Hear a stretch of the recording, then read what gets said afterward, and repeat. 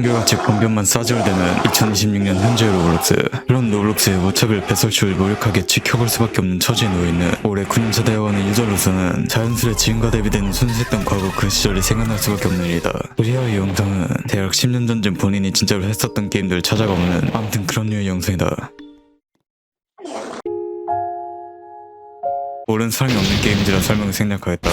본능부터 말하자면 게임이 개노젠데 불렀는데 사실 변한 건 뭣도 없지만 무엇보다 예전 날것의 감성이 사라진 것 같다는 느낌이 강했다. 이에 내가 느낀 개노잼 요인 3가지를 먼저 말해보겠다. 일단 딴 말할 거 없이 게임 자체에서 R6를 업돼버리는 감다딩 걸 보여준다. 그 병크의 여파인지는 몰라도 이후에 이상개체들이 유독 많이 보이기 시작했는데 내가 하고 있는 게 로블록스 차현재인지 아님 제페토 전목터인지 공간에 안 가기 시작합니다. 어째서 이것들은 홍대병 스트릿 패션을 광고 속에 눌러붙은 실존 몸뚱아리 말고 여기서의 가성이 아니고 신체로 표출하는 것들인 걸까? 최소한 로블록스에서마저 뭐 좀 부리고 싶어하는 건 알겠는데 실상은 구독자 30달의 학고 채널에서 데이터전화 쓰고 있는 게 현실이다.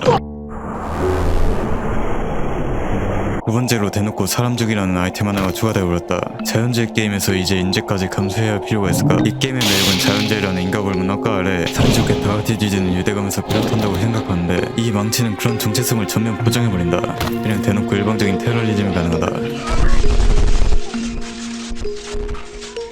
게다가 이 망치를 얻기 위해선 예빠은 로블록스 광고 30조 풀시청을 강제로 이용한다. 이게 무슨 3년 모바일 게임도 아니고 나름 상징성 있는 게임에서 광고 시청 리워드는 많이 짜친다.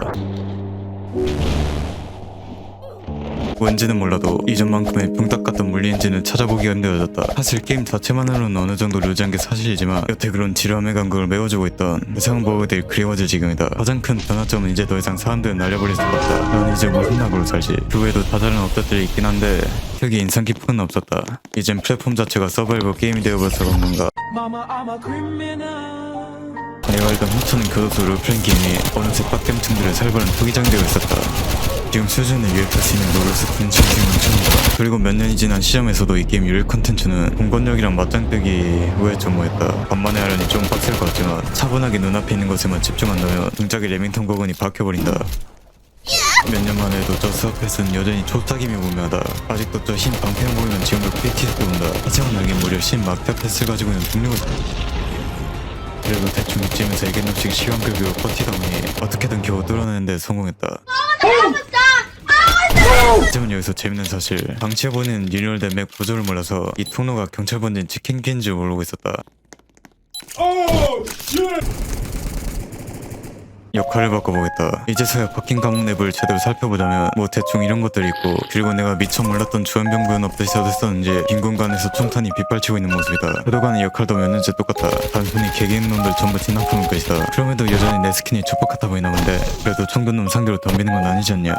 결정적으로 게임이 정말 무서워졌다. 유저들 에임 상은 평준화가 나 따윈 손도 못 잴 수준이다. 이럴 때는 괜히 힘쓰지 말고 빠르게 런치도록 하자.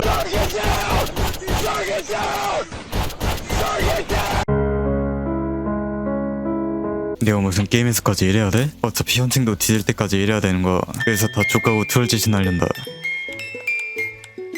어차피 이 게임에서 날 막을 수 있는 방도는 없다.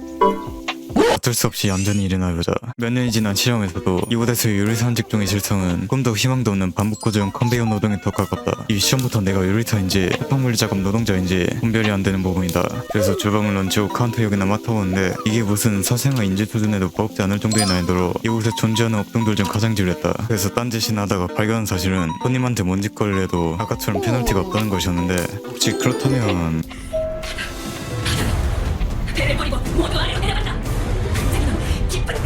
마지막으로 이건 가장 인기 없는 재료 공급 직종이다. 맥끝 변두리에서 이 짓거리 해야 한다. 또한 재미가 없으니 딴짓이 나오겠다.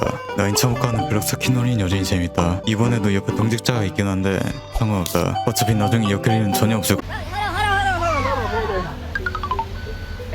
이렇게 트럭 뒤에 달려있는 돌기를 당겨준다면 트럭에서부터 무언가가 많이 쏟아져 나올 것이다. 이때 화면 속 모델처럼 갇혀버리지 않게 명심하도록 하자.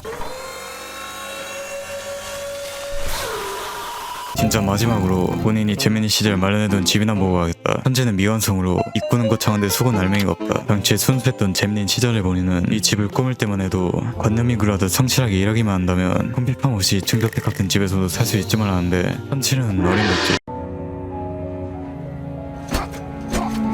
지금까지 나온 것들 중에선 가장 듣보잡한 뭐일 텐데 당시엔 1장 젤브 그 다음으로 가장 인기많은 게임이었다. 게임 방법은 나무를 이 좁은 구멍에 억지로 쑤셔넣으면 돈이 들어온다. 목표도 딱히 크게 없으니 한듯 유비들을 수없이 절망케 했던 그 빨갱이 나무는 없고 영상을 끝나보겠다. 빨갱이 나무를 얻기 위해선 차로 화산을 등반해야 된다. 관건은 힐링 게임인 줄만 알았던 게임에서 처음으로 못하면 뒤자지 라는 부분이 나온다는 것이다. 대놓고 사람 죽는 구간이라고 보험도 들어준다. 간단하게 제한 시간 안에 인코스로 빠르게 올라오면 된다. 하지만 난 과거에 초딩이 아닌 면허증도 있는 그로운했음. 아무튼 이렇게 개지른 컨트롤로 화산 정상이 당도하게 된다면 지상 나무들과는 확연히 다르게 단단하고 굵은 빨갱이 나무들을 볼 수 있을 것이다. 이렇게 얻은 빨갱이 나무들은 확실히 돈이 많이 되는 모습이다. 현실에서도 빨갱이 나무가 있었으면 좋았을까? 하지만 차디찬 현실은 빨갱이 나무 대신 빨갱이들만 가득